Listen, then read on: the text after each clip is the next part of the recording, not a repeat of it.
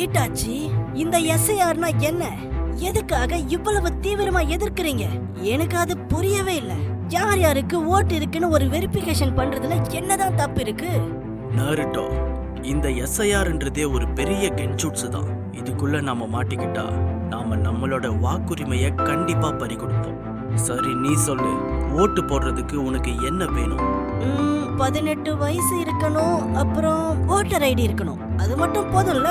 ஆனா இந்த எஸ்ஐஆர்ங்கிற verification birth certificate, இருப்பிடச் சான்றிதழ், ஜாதி சான்றிதழ், வருமான சான்றிதழ், ரேஷன் கார்டு, பேன் கார்டு எல்லா ஆதாரத்தையும் கேட்குறாங்க.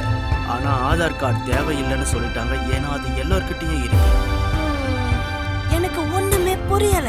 நாருட்டோ, இப்போ ஆதார் கார்டு, ஓட்டர் ஐடி மட்டும் போதும்னு சொன்னா 18 வயசு இருக்கிற எல்லோருமே ஓட்டு போடலாம். ஆனா இந்த எஸ்ஐஆர் கொண்டு வர்ற பாஜக ஆதார் கார்டை தவிர மத்த எல்லா ஆதாரத்தையும் கேட்கிறாங்க.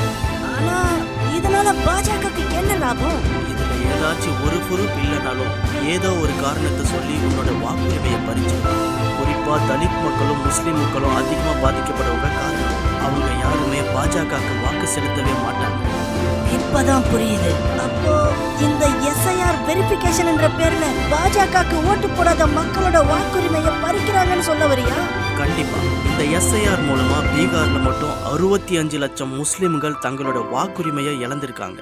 கர்நாடகால மட்டும் ஒரே தொகுதியில 6000 பேரோட வாக்குரிமையை பாஜக பறிச்சிருக்காங்க. அப்ப கண்டிப்பா இந்த எஸ்ஐஆர் டேஞ்சர் தான். மக்களுக்கு இத பத்தி சொல்லியே ஆகணும். இதுதான் பாஜக நருட்டோ. அவங்களுக்கு வாக்கு தேவைன்னா ரீஅனிமேஷன் ஜுட்ஸு மூலமா இறந்தவங்களை உயிரோட கொண்டு வருவாங்க. ஆனா அவங்களுக்கு ஓட்டு போடாம எதிரா இருந்தோம்னா உயிரோடு இருக்கிற நம்மள கென்ஜூட்ஸ்ல மாட்ட வச்சு இறந்துட்டுதா கணக்கு காட்டுவாங்க. அதுல பாஜகவோட பெரிய ட்ரிக்கு தான் இந்த எஸ்ஐஆர்.